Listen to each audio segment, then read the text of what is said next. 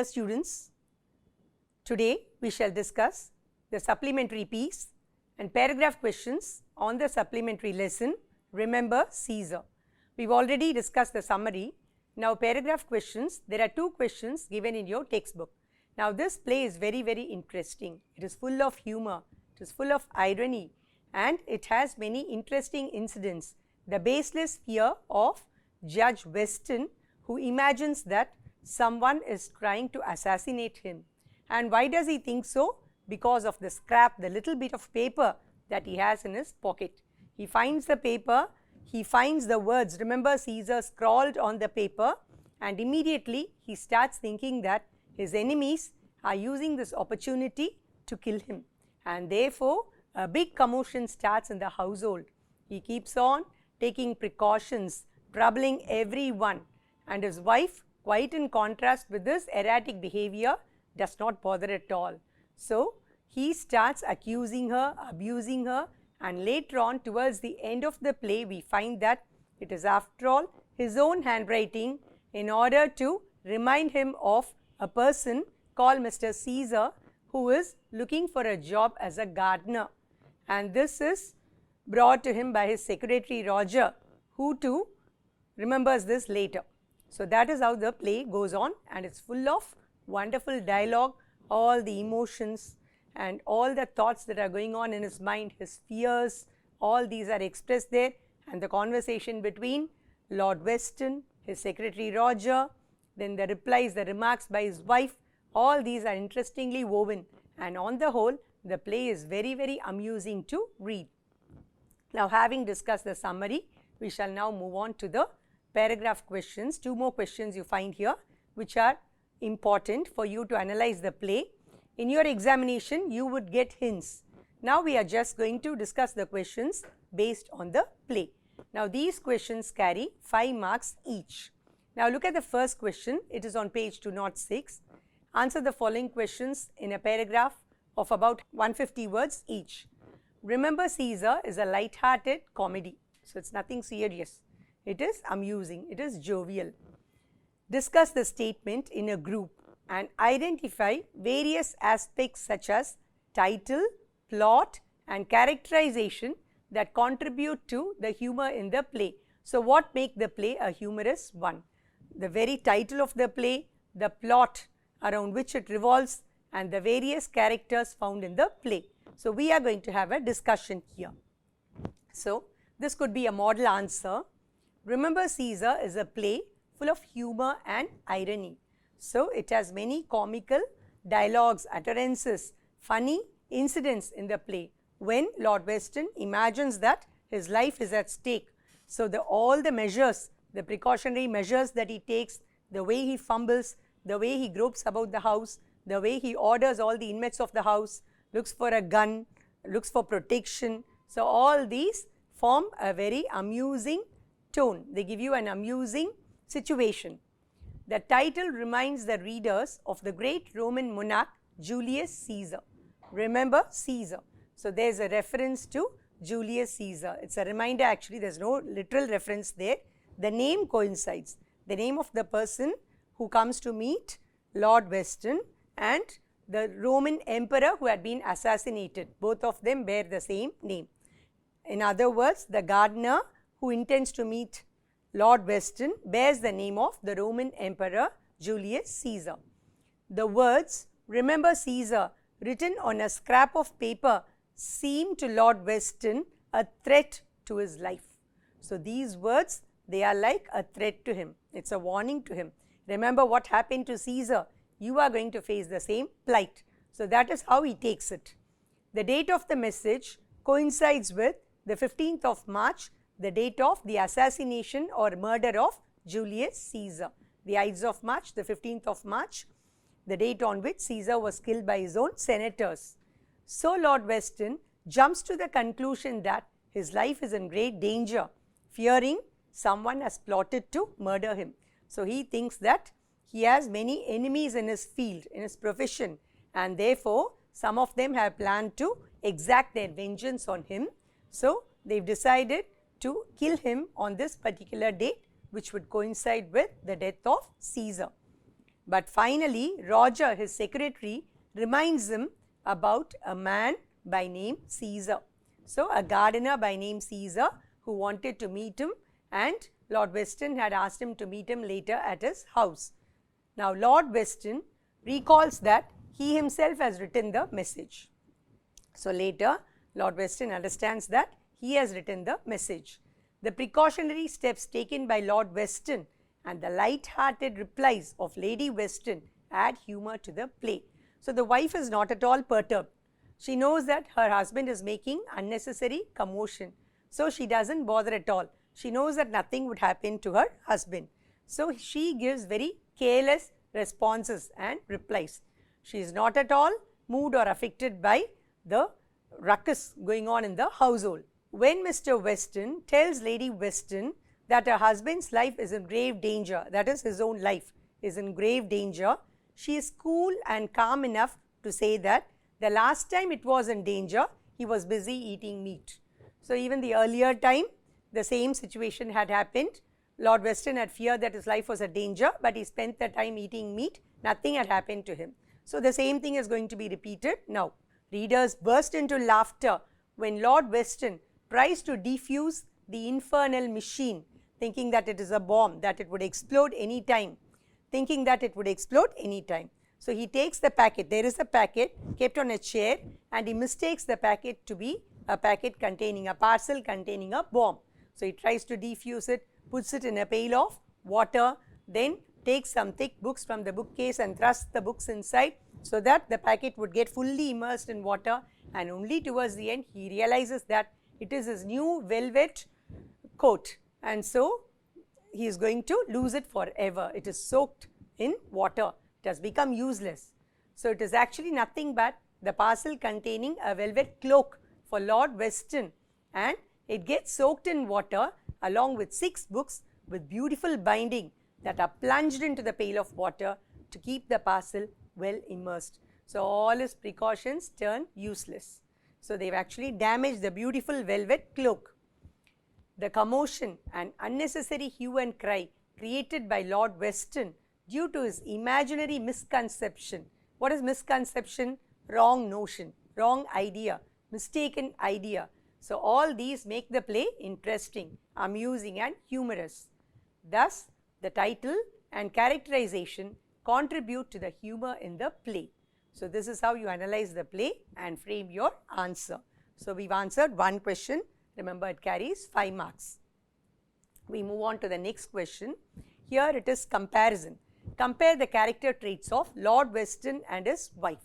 So, they are of 2 different temperaments. So, let us compare their characters and find out how they differ.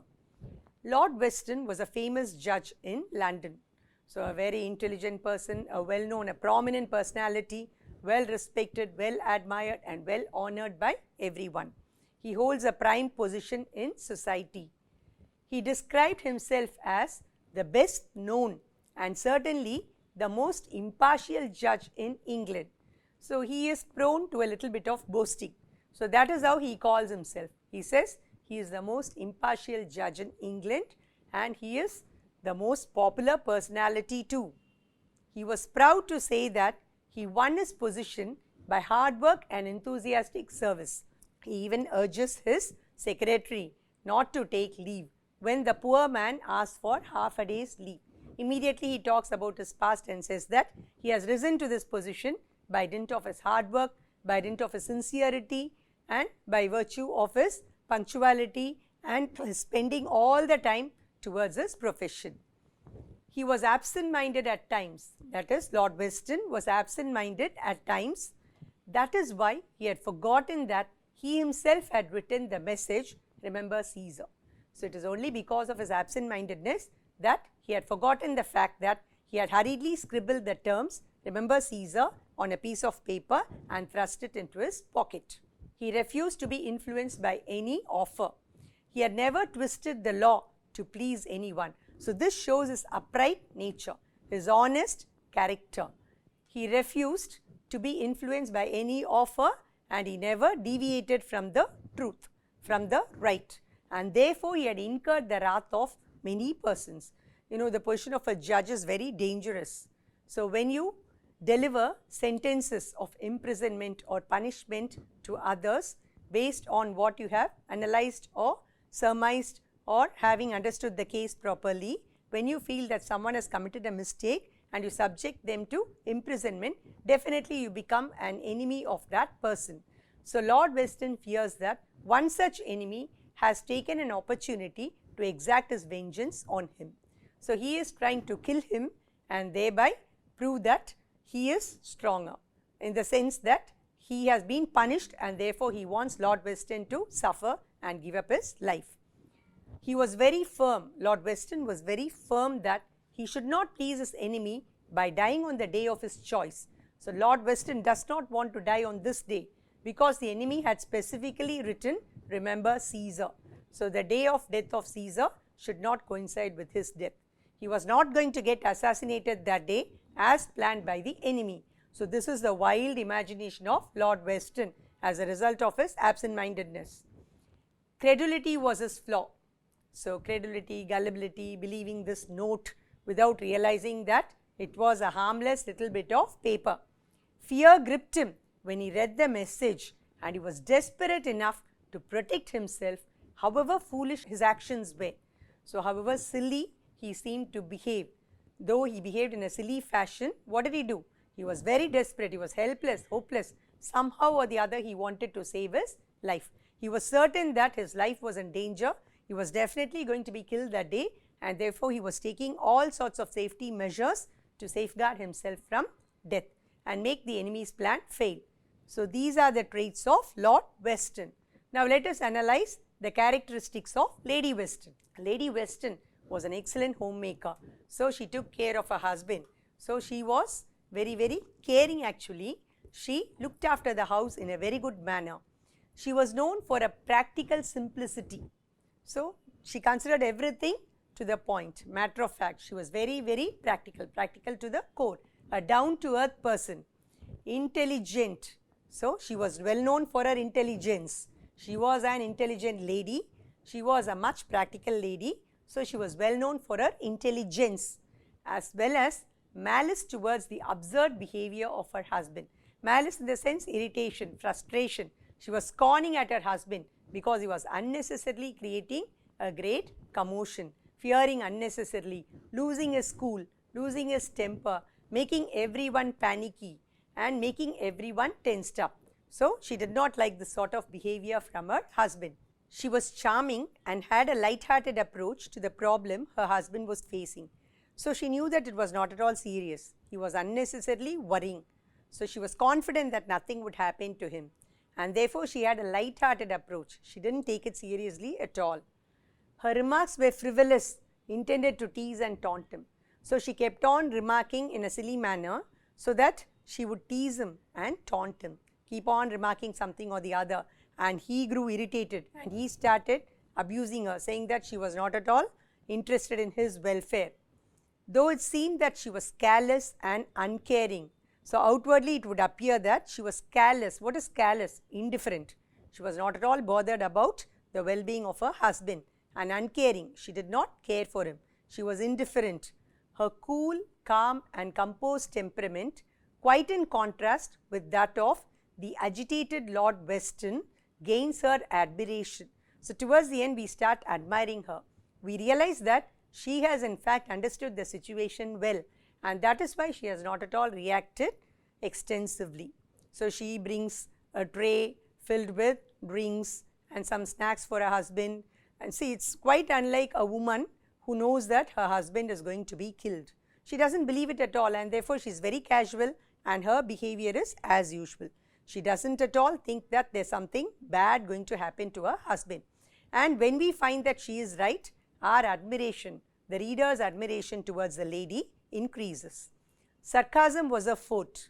So, throughout the play, we see that she keeps passing sarcastic remarks and that adds a good tempo to the play. All her remarks are very witty and we enjoy the remarks, the utterances given by Lady Weston. Thus, the play with these two pivotal characters, these are the two main characters of quite opposite traits, is amusing and interesting. So, that contrast in their behavior makes the play very, very interesting and amusing. So students, please go through the play once again. Remember all the incidents, note down the main points, and you can formulate your answers based on the model that I have given you. So remember the important points, make short sentences, simple sentences with these points and weave them into an essay. So these questions carry 5 marks each. So we've discussed the summary and then 2 different questions, bringing out the speciality of the characters in the play and on the whole the note of irony and humor in the play. So wish you good luck children with this non-detailed summary. Now we move on to the next session. Now earlier during the last session there was a bit of assignment given to you. It involves describing a process that is on page 188 and it was about installing a computer. So this is the question here. The description of installing a computer in your study room is given in the form of jumbled sentences. Rearrange the sentences in the right order and form a coherent paragraph. So once you connect the CPU, connect the keyboard and mouse. So this is odd. All of a sudden this has sprung up. Before turning on the power, check that all parts are connected to the CPU. So this also seems out of place. First open the box and take out the computer parts. So first, the very clue comes from the word first. The very word first tells you that this should be the first sentence. Now let us read the other sentences. Plug both the computer and the monitor with the power cord. Set the computer on a table or flat surface. So first you open the box and take out the computer. The next thing you do is setting it on the table. And then what will you do? You will plug both the computer and the monitor with the power cord. Finally turn on the power, definitely that is going to be the last. Like how we had first for the first sentence, finally is going to be the last one. So after plugging, what do we do? Let us analyze the sentences. Once you connect the CPU, so we plugged in and then the next is we connected the CPU, then we connect the keyboard and the mouse. We attach it to the monitor. Then what do we do? Before turning on the power, so already the plug is there, we have to switch it on. So before turning on the power, check that all parts are connected to the CPU. Then our final action is to turn on the power. So let us see it in a sequence. First open the box and take out the computer parts. So everything is going to be in different packs, all put into one box. So take them out and separate the parts. Set the computer on a table or a flat surface. Then plug both the computer and the monitor with the power cord. Once you connect the CPU, connect the keyboard and the mouse. Before turning on the power, check that all parts are connected to the CPU. Finally, turn on the power. Now your computer is ready for use. I hope you got this right. Please check your answers with mine. Then, towards the end of your textbook, you got lots of exercises on grammar, unit-wise. So, whatever grammatical concepts have been discussed in the chapter, corresponding exercises are given towards the end of the textbook. So, we shall start doing this in order to check whether we've understood the concepts properly, and this is a test. We are going to see how much we score in choosing the right answers or in supplying the correct answers in the blanks. So, on page 216 under unit 1, the first grammatical category is tense. So, we've got some sentences containing errors. We are going to rectify the tense form of the verbs and rewrite the passage with the correct answer. Correct the errors in the underlined words. I have given those in bold letters. Taking a career aptitude test. So, doesn't it seem incomplete to you? Taking a career aptitude test, what happens? So, it is not complete. So, what should have been the actual sentence? Take a career aptitude test. So, that is the right answer, is given within brackets. There is dozens of career aptitude tests online. So, there is dozens of. Dozens plural. So, how could we choose the verb is? So, the right verb would be are. There are dozens of career aptitude tests online that asks a series of questions. That asks, asks, asks is a singular verb.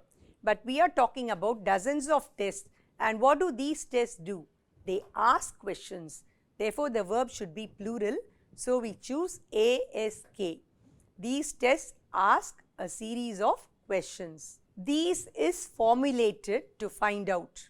Now, these is formulated. When we say these, Of course, it is plural and therefore it should be these are.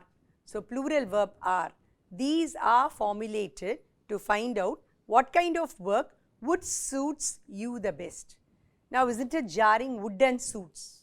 Whenever you use would, you must use the root form of the verb. Would like, I would like to go for a walk. I would like to have a cup of coffee. I would like to take some rest. So, here would suits is wrong. This dress would suit me.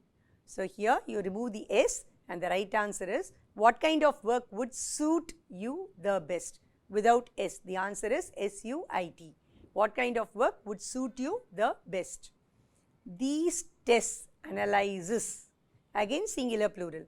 These tests analyze. These tests plural subject and therefore the verb should be plural. A-N-A-L-Y-Z-E, analyze your strengths, weaknesses, interests and personality to help you narrow down your career choice. So, once you take up the test, you will know where your interest is centered upon, on what your interest is centered, and then you can choose a career that suits your taste and interest. So, even though this is an exercise on grammar, it gives you some valuable tips as to how to shape your career, how to choose your career. So, read every bit with care and try to grasp points. These points will help you write your own essays or narratives. Moving on to the given question. So, you narrow down your career choice. You can also does an internet search. You and does, they are jarring, they do not go together. So, you can do. You can also do. Do is the correct answer. You can also do an internet search for career aptitude test and takes several. So, again it is wrong. You can take several. So, the answer should be T-A-K-E. It is not T-A-K-E-S. You can take several tests. So, you can compare the results. Once you have an idea of what field you want to work in, consider all the options within that field. So, now that you selected your area of work, so next go to all the options that are available there. For instance, if you would want to work in healthcare, again would and wants.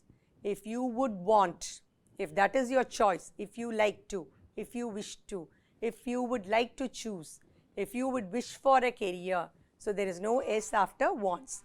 If you would want to work in healthcare, you could be a nurse or a doctor. You can also considers, again you and considers is wrong.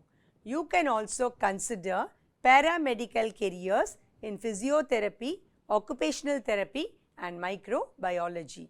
So, this offers you a good piece of advice. So, you have to follow these instructions in order to choose your profession or career. Now, next we shall discuss a short exercise on prepositions. Now, when I say prepositions, this exercise involves error correction. So, you should use the apt and right preposition in order to make the sentence meaningful. Sometimes we go wrong in our choice of prepositions. So, here we got a passage and it is filled with wrong prepositions. Our job is to rectify the mistake and supply the correct preposition. Look at this exercise. Edit the following passage by circling the incorrect prepositions and writing the correct preposition against each line. So, let us discuss these sentences in the paragraph. It's an interesting passage on dolphins. Dolphins are regarded as the friendliest of sea creatures or of the sea creatures. So, definitely it's not between. There have been several stories of dolphins helping drowning sailors. There have been several stories on dolphins helping drowning sailors or about dolphins helping drowning sailors. So, that would be your answer, about or on. The more we learn on dolphins, the more we learn about dolphins. It cannot be on. The more we learn about dolphins, the more we realize how amazing they are. They care of the sick. They care for the sick. It's not O-double-F. So, they care for the sick, protect the weakest at danger. Again, at is wrong. Protect the weakest in danger. They communicate very well with each other. They communicate very well with one another because there are many dolphins. So just go through this and identify the mistakes. Now next, spot the errors in the following sentences, correct and rewrite them. First sentence, neither Ramya is a singer nor a dancer. So if you look at it rapidly, you might miss the error. Analyze it closely. Neither Ramya nor Rekha. That is how the sentence should be. But here we are not talking about two persons. We are talking about one person and the two different traits of the person or the two different professions of the person, careers. So Ramya, singer, dancer. Ramya is not a singer. Ramya is not a dancer. We use the structure neither nor to connect this. So Ramya is neither a singer nor a dancer. That is your correct answer. Now we move on to the second one. Scarcely had the workers stepped out than the building collapsed. So remember, already I pointed out to you that no sooner is followed by than and hardly or scarcely, these are followed by when. So what is the structure? Scarcely, when. Hardly, when.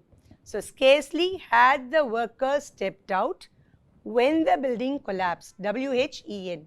When the building collapsed. Now third one, my friend can type so fast as I. My friend can type as fast as I or me. My friend can type as fast as me. So both of you are on the same level. You are on par. So you're talking about your ability. Rekha cooks like her mother does. Rekha cooks like her mother. Understood? So both are similar. They have the similar attitude of cooking. The taste remains the same with both of them. Rekha cooks like her mother. She cooks in the same manner. So that does is not needed there towards the end. Again, error spotting is a vast ocean. So frequently you have to keep revising everything until you become thorough with the usage. And once you gain proper command over the language, you would be able to spot the error very easily and replace it with the right term or the right word. So once again children, I advise you to keep on practicing and practicing, reading a lot, doing a lot of grammatical exercises, say at least some 10 sentences on error spotting every day so that you become familiar with all types of structures and all types of usage and you would be able to face your exam confidently. Now all these questions carry 1 mark each. So please try hard, work hard and score those full marks. So grammar is very easy to score. It's like your mathematics. You either score a full mark or you lose the mark totally. So be very careful, be cautious. So keep practicing and keep attempting a lot of questions and definitely you will score very well. I'm confident of that. So wish you all the best children.